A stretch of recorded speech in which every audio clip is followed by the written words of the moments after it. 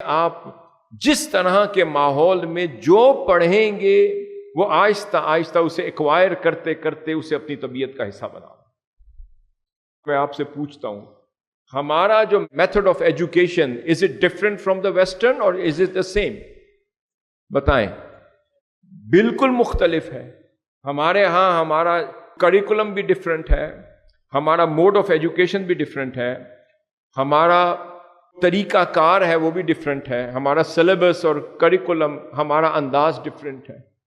ہم اپنے بچے کو پہلے دن سے ہی چیزوں کو میمورائز اور رٹوانے کی طرف لے جاتے ہیں. اسی طرح ہی ہے، ہمارا بچہ چیزوں کو پہلے دن سے ہی وہ میمورائز کرنے کی طرف جاتا ہے اور لکیر کا فقیر ہو جاتا ہے. اور آپ MBBS تک بھی مجھے پتا ہے چند راتیں پہلے رٹا لگا کے اگلے دن ایگزام دے آتے ہیں. ڈاکٹر تو بن جاتے ہیں مگر ان کی سوچ اور فکر نہیں ہوتی، صرف رٹا ہوا نالج ہوتا.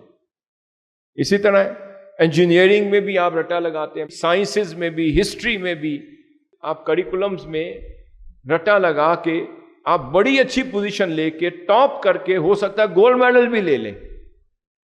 اور وہی MSc، وہی ڈاکٹر، وہی MBBS جس نے رٹے کے پروسیس سے کوالیفائی کر کے بیسٹ ڈگری لی ہے، آپ اس کو ویسٹرن ڈاکٹر کے ساتھ بٹھا دیں، آپ اس کو ویسٹرن انجینئر کے ساتھ بٹھا دیں، آپ اس کو ویسٹرن سائنٹسٹ کے ساتھ بٹھا دیں، آپ اس کو ویسٹرن انجینئر کے ساتھ، ڈاکٹر کے ساتھ، سائنٹسٹ کے ساتھ، بزنس مین کے ساتھ، فلاسفر کے ساتھ، تھنکر کے ساتھ، اینالسٹ کے ساتھ، ایون ویسٹرن صحافی اور اپنے صحافیوں کو بھی آپس میں بٹھا لیں.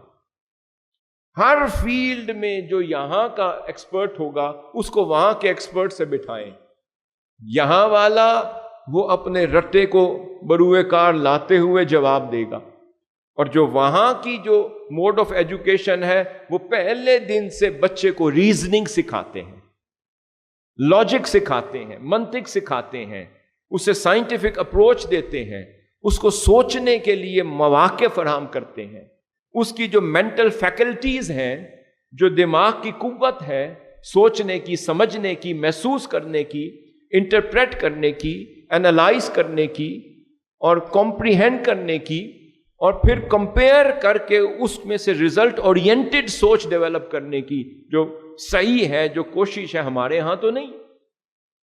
وہاں کا بچہ پہلے سوچے گا کیوں، کب، کیسے، اس کی ریزن کیا ہے، Y this is happening, Y this has happened, Y this is like this and this is like دس. 2 سال کا بچہ 1.25 سال کا، 1.5 سال کا بچہ کمپیئر کرے گا، 2 سال کا بچہ کمپیئر کرے گا، why this is like this and why this is not like this. وہ کیوں کرے گا؟ کیوں اس کے موڈ آف ایجوکیشن نے اس کا ایک مزاج ڈیولپ کر دیا. پھر وہ بچہ پہلے دن کسی جگہ پر مینیجر بن کے آئے گا، وہ اینالائز کرے گا، وہ انالیسس کرے گا، وہ اس کی تطبیق کرے گا، اس کا کمپیئر کرے گا، کمپیریزن کرے گا، پھر اپنی سوچ کو اپلائی کرے گا، وہ جورسپروڈینشل اپروچ کے ساتھ سوچے گا، وہ ریزننگ کے ساتھ سوچے گا. Why this is like this, why this has happened, why did not happen before, why this has happen now. وہ کمپیئر کرے گا، وہ اس کی لاجک کی طرف جائے گا، اس کی ریسورسز کی طرف جائے گا، اس کی ریزننگ کی طرف جائے گا. وہی ریزننگ ساری زندگی میں اس کو اپروچ عطا کرے گا. وہ جب بھی کسی منصب پر بیٹھے گا وہ انالیٹیکل اپروچ اور کمپیریٹیو اپروچ کے ساتھ ہر شے کا جائزہ لے گا. مشن میں بھی بیٹھے گا، سوچے گا کہ ہم پہلے یہاں تھے، آج یہاں ہیں، آج یہاں ہیں، پھر ادھر بھی کمپیئر کرے گا، پھر اپنی ترقی کو دیکھے گا، پھر اس میں سے سوچے گا، پھر مختلف آرگنائزیشن سے کمپیئر کرے گا، پھر اس میں سے بیسٹ پروڈکٹس لے کر اپلائی کرے گا.